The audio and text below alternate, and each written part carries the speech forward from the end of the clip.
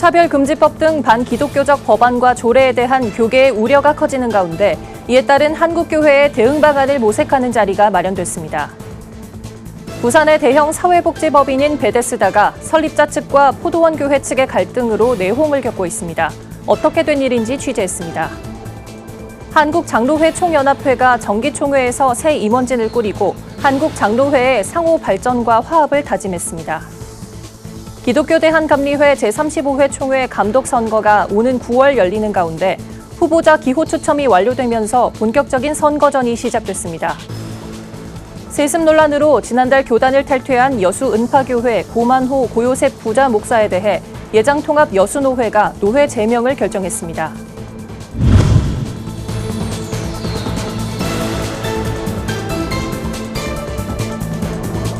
여러분 안녕하십니까? 구티비 뉴스입니다. 최근 각종 반기독교적 법안과 조례에 대한 교계의 우려가 더욱 커지고 있습니다.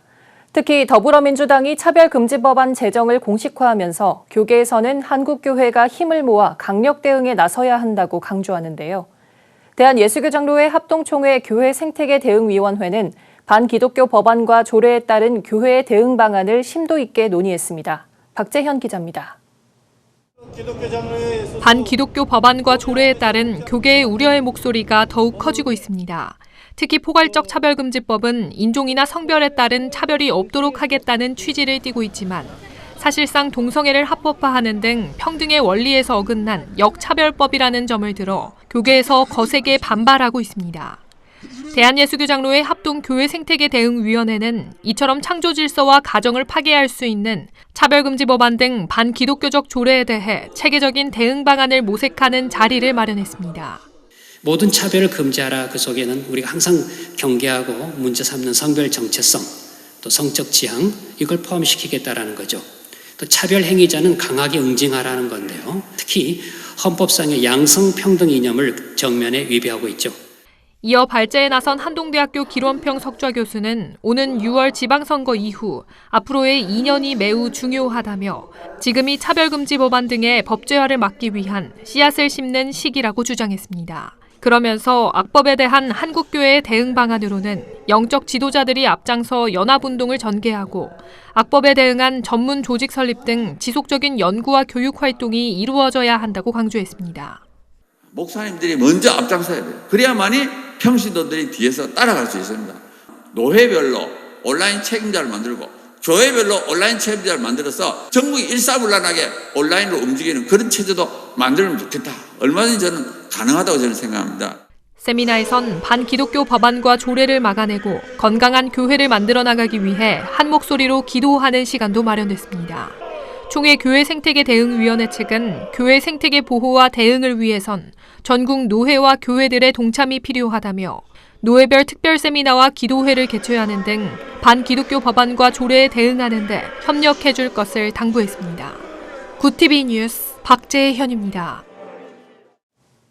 부산에 위치한 사회복지법인 베데스다와 포도원교회가 최근 설립자 유족 측과 불화가 생기며 법정 공방을 따지게 됐습니다.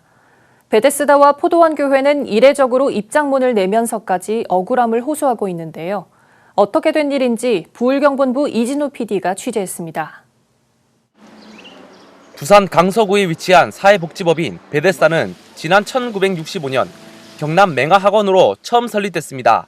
설립자 김성철 전 이사장과 고 유옥주 원장이 한평생을 장애인을 사랑하는 마음으로 헌신한 결과 지금은 부산을 대표하는 복지법인으로 자리매김했습니다.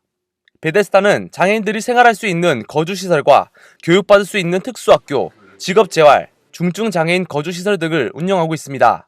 최근 이 법인의 자리를 두고 설립자 유족 측이 법인 소유권 반납을 현 이사장에게 요구하면서 현 이사장과 설립자 유족 간의 갈등이 심화돼 정상적인 운영이 어려운 상황으로 치달았습니다. 법인을 반환을 하라. 엄마가 그 당시에 선망증세가 있어가지고 판단을 잘 못했다. 그런 주장입니다. 이사회가 불법적으로 열렸다. 이거는 이미 이제 사진까지 다 있고 공정까지 다 했으니까 다 매듭이 된 거고요. 이 법인이 개인의 것이고 상속을 해야 되는 것이다. 그렇게 계속 지속적인 주장입니다. 설립자 측은 신남수 현 이사장의 출석 교회가 포도원 교회라는 점과 직전 이사장이 포도원교회 김문훈 담임 목사인 점을 들며 이사회가 불법적으로 소집됐고 정상적으로 이사장 선출이 되지 않았다는 의혹을 제기했습니다. 하지만 현 이사장 측의 의견은 달랐습니다. 현 이사장은 설립자 고 유옥주 원장의 의지로 선출된 것이며 의혹을 제기한 불법 이사회도 증거 사진을 법원에 제출했다고 밝혔고 오히려 법원에서 설립자 측의 증인이 위증을 했다고 말했다는 겁니다. 포도원 교회 측도 사회복지법인 베데스다 전 이사장의 고발에 대한 입장문을 발표했습니다. 설립자 유족 측은 포도원 교회 김문훈 담임 목사가 2대 이사장으로 있을 당시 약정한 부분들이 제대로 이행되지 않았고 3대 신남수 이사장을 앞세워 법인을 대리 운영한다는 의혹을 제기하며 김문훈 목사를 위증 및 사기죄로 고발한 데 대해 강력한 대응에 나서기로 했다고 전했습니다. 교회의 담임 목사를 근거 없이 비난하는 거짓된 주장이 무분별하게 제기됨에도 존경하는 고 유옥주 원장의 관련 유옥주 원장과 관련 교육 종사자들 또 원생들의 입장을 충분히 고려해서 가급적 대응하지 않았고 또 이미 제기된 재판 등을 통해 원만하게 해결되기를 기도해 왔습니다. 우리 포도원교회로서도 이제는 가만히 지켜볼 수 없게 되어 양측의 주장이 엇갈리는 공방이 계속되는 가운데 베데스다 복지법인이 도움이 필요한 장애인들을 위한 사역에 집중할 수 있도록 빠른 정상화가 시급해 보입니다. 불경에서 구TV 뉴스 이신우입니다. 17개 교단 장로회의 모임인 한국장로회 총연합회가 정기총회를 개최하고 새 임원진을 구성했습니다. 신임 대표회장에는 충신교회 최내화 장로가 추대됐는데요. 최 대표회장은 한국교회를 건강하게 세우는 장로회가 될 수 있도록 화합과 상호 발전을 위해 섬기겠다는 포부를 밝혔습니다. 한국장로회 총연합회가 총대 188명이 참석한 가운데 제42회 정기총회를 개최했습니다. 한 장총은 총회에 앞서 개회 예배를 드리며 기도하는 시간을 가졌습니다. 설교를 맡은 한국교회 총연합 대표회장 류영모 목사는 겸손과 섬김의 십자가 신앙으로 교회를 새롭게 하며 연합체가 앞서 덕이 되는 공적 신앙의 모범을 보여야 한다고 권면했습니다. 이날 신임 대표회장으로는 단일 후보로 나온 대한예수교장로회 통합 측 최내화 장로가 제42회기 대표회장으로 추대됐습니다. 최 신임 대표회장은 충신교회에서 27년간 심우한 장로로 한국장로교총연합회 평신도 위원장을 맡는 등 평신도 선교에 적극 앞장서온 것으로 알려졌습니다. 최 대표회장은 장로회의 화합과 상호 발전을 도모하고 회원 교단 확충에 진력을 다하겠다는 포부를 밝혔습니다. 우리 한국 교회를 이끌고 나가는 평신도들의 그 역할에 중요성을 느끼고 있기 때문에 교회를 섬김으로 인해서 우리 침체된 한장총의 위상을 좀 높이고 또 한국 장로님들의 뜻을 한데 모아서 우리 한장총을 섬기려고 합니다. 대표회장 이취임식 이후 각 교단의 17명 공동회장과 총무, 서기, 회계, 감사 등으로 구성된 42회기 임원진들은 올해 사업 계획과 예산 등 안건을 처리했습니다. 한 장총은 평신도의 언권을 보장할 목적으로 한국교회 총연합 가입을 추진하기로 했습니다. 또 올해 임기 중 45년사 발간위원회를 조직해 역사 편찬을 준비할 계획이라고 밝혔습니다. 이 밖에 군부대 방문과 연중 사랑의 장기기증 운동을 펼쳐 사회에 선한 영향력을 전하겠다는 계획도 밝혔습니다. 한편 한국장로회 총연합회는 17개 교단, 국내와 미국 남가주에 25만 장로 회원을 보유한 연합체로 개신교 장로들의 초교파적 연합을 통한 교회 진흥과 선교를 위해 힘쓰고 있습니다. 구TV 뉴스 김민주입니다. 기독교 대한감리회 제35회 총회 감독선거 후보자에 대한 기호 추첨이 완료되면서 후보자들은 본격적인 선거전에 돌입했습니다. 오는 9월 24일로 예정된 이번 감독선거는 개정된 선거법에 따라 치러지는 첫 선거인 만큼 큰 관심을 끌고 있습니다. 가장 큰 변화는 기존 정회원 11년급 이상의 회원에게만 부여됐던 선거권이 정회원 1년급 이상으로 확대됐다는 점입니다. 한편 후보자들의 선거 운동을 위한 영상은 선관위 홈페이지와 해당 연회 홈페이지 등을 통해 공개될 예정입니다. 대한예수교장로회 통합여수노회가 담임 목사 세습을 통해 교단 헌법을 위배하고 탈퇴한 여수은파교회 고만호 목사와 아들 여천은파교회 고요샘 목사를 노회에서 제명키로 결정했습니다. 여수노회는 지난 26일 제49회 정기노회를 통해 최종호 노회장이 청원한 여수은파교회 고만호 목사, 여천은파교회 고요샘 목사의 교단 탈퇴로 인한 제명 안건을 통과시켰습니다. 여수 은파교회는 친족 간 담임 목사직 세습을 금지한 교단의 헌법을 위배했다는 논란이 일자 지난 3월 공동의회를 열고 소속 교단인 예장통합에서 탈퇴한 바 있습니다. 중고차를 기증받아 필요한 교회에 전달하는 미션카 선교회가 제19호차 전달식을 가졌습니다. 이번에 기증된 차량은 서울 동작구 하늘빛 감리교회에서 서울 관악구 예수명문교회로 전달됐습니다. 하늘빛 감리교회 박창두 목사는 이 차량이 선교의 마중물이 되길 기원한다며 소감을 전했습니다. 차량을 기증받은 예수명문교회는 이 승합차가 우리 교회 부흥의 초석이 돼 하나님을 기쁘게 하고 싶다며 감사 인사를 전했습니다. 평택 외항선교회와 세계직장인선교회가 지난 22일 서울 남교회에서 영상방송 전문인 선교사 파송식을 진행했습니다. 이날 파송식에선 영상방송 전문인 선교사의 김형대, 강윤희, 문영희 선교사가, 평택 외항국제선교사로는 피기춘, 김용섭, 손창석 선교사가 각각 파송장과 안수를 받았습니다.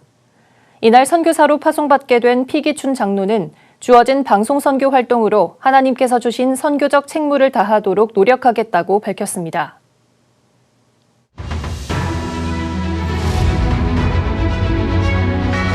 오늘의 이슈 포커스입니다. 안철수 대통령직 인수위원회 위원장은 27일 코로나19 비상대응 100일 로드맵을 발표했습니다.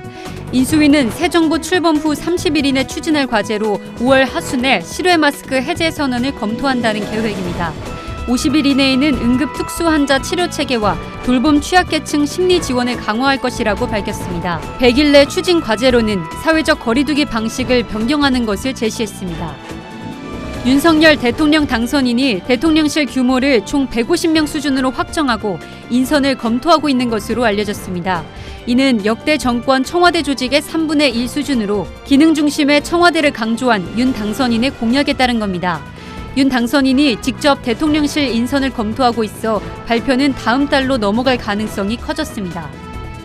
북한이 지난 25일 열린 조선인민혁명군 창건 90주년 열병식에 신형 전략 미사일을 다수 동원한 것으로 드러났습니다.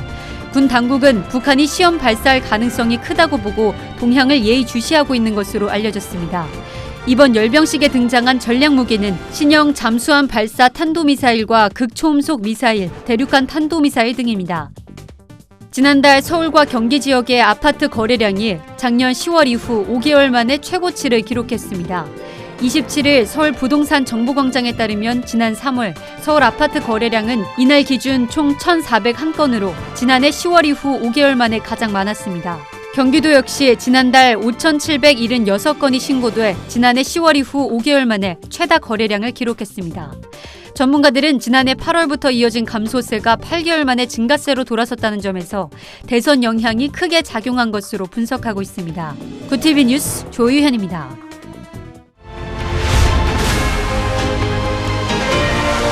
구TV 월드와이드입니다. 토니 블링컨 미국 국무부 장관은 26일 현재까지 블라디미르 푸틴 러시아 대통령이 외교적 진지함을 보이고 있지 않다고 AFP 통신 등이 보도했습니다. 블링컨 장관은 이날 상원 외교위의 내년도 예산안 관련 청문회에서 만약 푸틴 러시아 대통령이 진지하게 협상에 임하고 우크라이나도 참여한다면 우리는 그것을 지지할 것이라며 이같이 밝혔습니다. 또 우크라이나 전쟁과 관련해 우리 목적은 우크라이나가 자국 힘으로 러시아를 격퇴하고 협상 테이블에서 힘을 가질 수 있도록 확실히 하는 것이라고 말했습니다.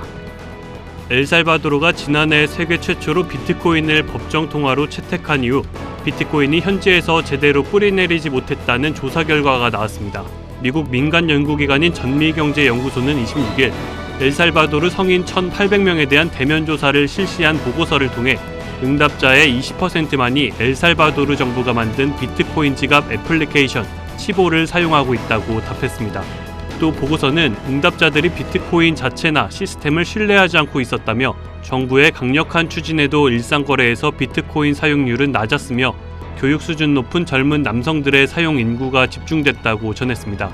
한편 엘살바도르는 당초 지난달 비트코인 채권을 발행할 예정이었으나 우크라이나 전쟁 등으로 변동성이 커지자 발행이 보류된 상태입니다. 상하이에 이어 인구 2천만이 넘는 수도 베이징도 봉쇄될 거라는 소문이 나돌면서 시민들이 사재기에 나섰습니다. 베이징 시민들은 경제 수도 상하이 시민들이 고통받고 있는 식품난이 남의 일이 아닐 수도 있다는 생각 때문입니다. 베이징 봉쇄설은 지난 일요일에 20명의 신규 감염자가 나오면서 급속히 퍼졌습니다.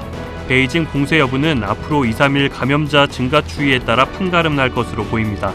상하이에 이어 인구 약 2,200만 명의 베이징이 봉쇄되면 중국의 방역은 더 거센 비판에 직면할 전망입니다.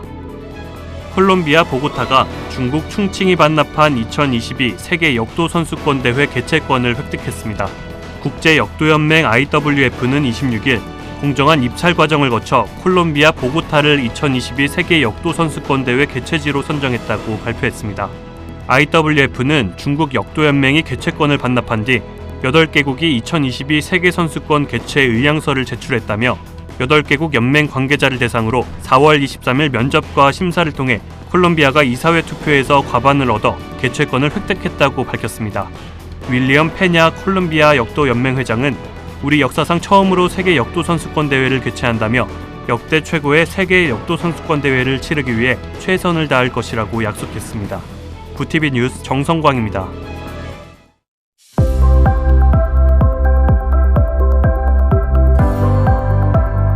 내일은 전국이 대체로 맑겠고 대기질도 양호하겠습니다.